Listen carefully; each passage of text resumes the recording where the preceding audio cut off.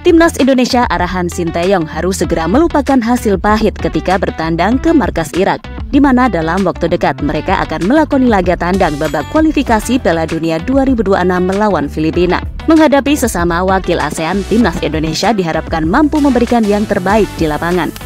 Bahkan sang pelatih asal Korea Selatan Sinteyong telah menyiapkan beberapa cara gila untuk menjegal Timnas Filipina di Rizal Memorial Stadium. Penasaran seperti apa? Berikut ulasan selengkapnya.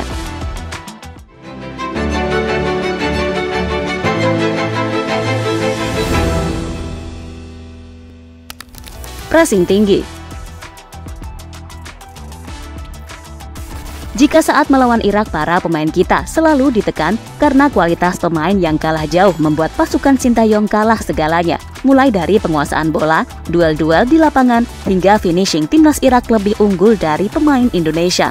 Namun jelang menghadapi Filipina, Sinteyong telah menanamkan mentalitas kepada para pemain Indonesia. Tekanan tinggi adalah strategi yang diterapkan oleh Sinteyong pada Timnas Indonesia untuk pertandingan melawan Timnas Filipina. Pemain Indonesia diharapkan mampu melakukan tekanan tinggi terhadap pemain Filipina untuk mencuri bola. Dengan memanfaatkan kecepatan dari para pemain Indonesia, diharapkan mampu mengambil alih kendali bola dari Timnas Filipina dan memanfaatkan peluang serangan cepat untuk mencetak gol. Dan semoga saja strategi dari Sinteyong itu sangat efektif, sehingga membuat Timnas Indonesia berhasil mengalahkan Filipina pada laga yang akan digelar pada Selasa besok.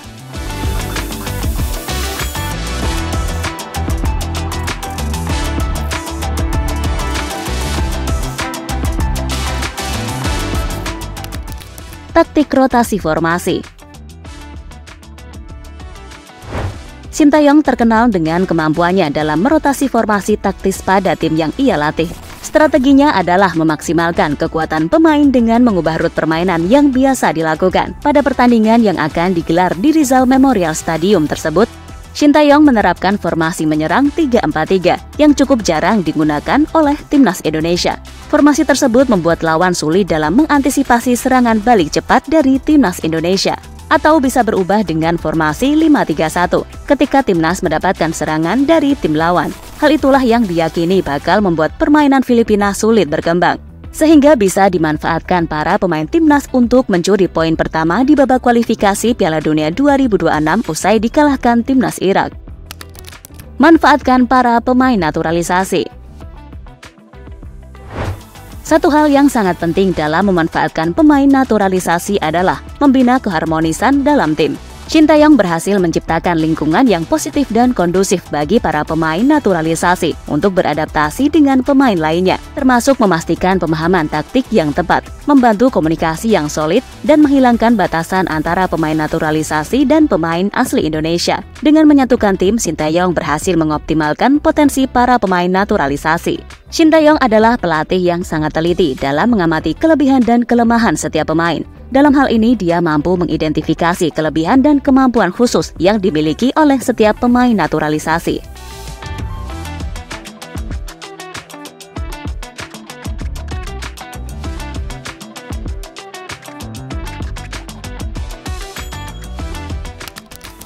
Strategi taktis yang fleksibel.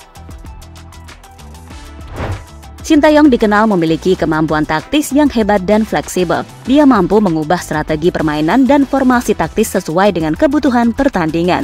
Dalam pertandingan melawan Filipina, Sinteyong akan menggunakan pemain naturalisasi untuk memperkuat lini tengah dan memberikan kekuatan serangan. Sandy Walsh akan menjadi kuncinya, dan strategi ini telah terbukti efektif karena para pemain naturalisasi dapat memberikan pengalaman dan kualitas yang tinggi dalam mengendalikan permainan.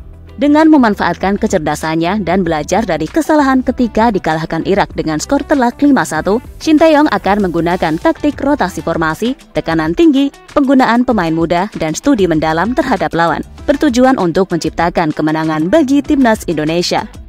Hal ini menunjukkan kreativitas dan kemampuan pelatih Sinteyong untuk menggapai kemenangan bagi Timnas Indonesia, sekaligus mengembalikan mentalitas para pemain Timnas Indonesia.